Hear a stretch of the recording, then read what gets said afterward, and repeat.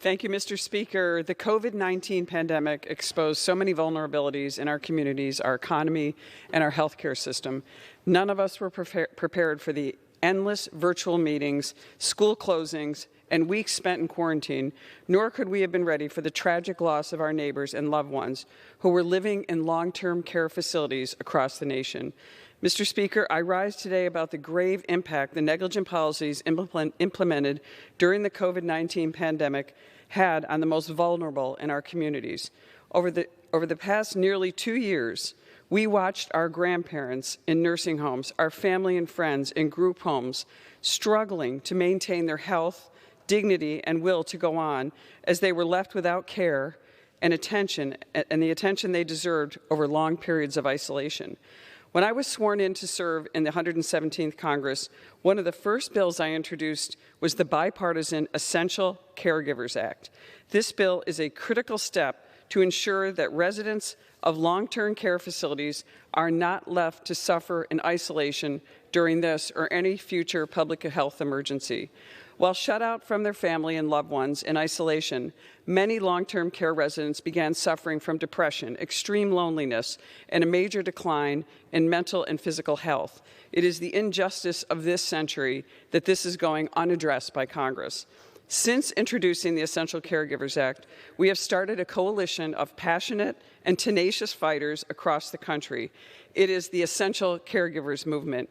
With me today, I have a book authored by Carla Abraham Conley, an amazing constituent of mine, one of my constituents who also was prohibited from providing the needed care for her mother because of negligent policies in place by our former governor.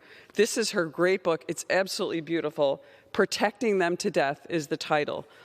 Folded into each page of Carla's book are harrowing stories from individuals who either lost a loved one in a long-term care facility or witnessed from a distance as their loved ones suffered from serious declines in their mental and physical health. These are not just the stories of New Yorkers. These are accounts from all across the nation as you fold through each part of this book. I could flip every page of this book and tell you a story from every single state. They're heartbreaking. They're cruel. Most importantly, they motivate the power and the responsibility to make a meaningful change for our future. When I see this book, I see the ways our laws have failed our constituents. I see the pain, but I also see the opportunity on every page. A chance for this Congress to stand up on behalf of these hurting Americans and boldly say, I will act. I will defend your rights as an essential caregiver. But before I close, I'd like to share an excerpt from Carla's personal story. Quote, I was my mother's essential caregiver every single day prior to the lockdown. Suddenly, I wasn't there anymore, and she was incapable of understanding why.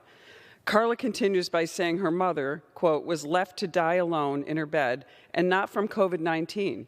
She said to me via virtual visit, get me out of here, they're going to kill me, which is exactly what happened.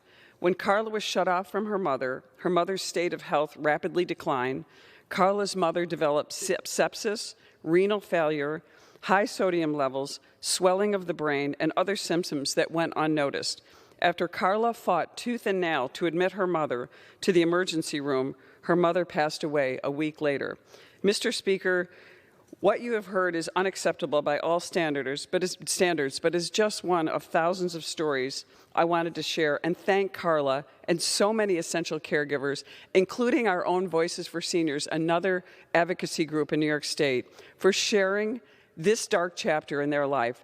Not many people can turn grief into action and start a nationwide movement, yet in time of incredible sadness and loss, so many strong men and women chose to stand up and do just that. I applaud their courage, their bravery, and their tenacity in this fight.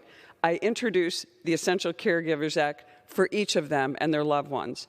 Mr. Speaker, I'm honored to lead this fight in Congress, but I'm not leading it alone. I'm joined by our colleagues from both sides of the aisle, including the bill's co-sponsor and co-lead, Congressman John Larson of Connecticut, and we are so grateful for him for his advocacy as well. I urge more of my colleagues to join us to pass this bill, to make it a reality, to help these people who are advocating across the nation to protect those who could be in this jeopardy in the future. I will remain committed to this fight for so many families who were forced to comply with the careless policies that prevented them from caring for their loved ones. And with that, Mr. Speaker, I yield back. Thank you so much.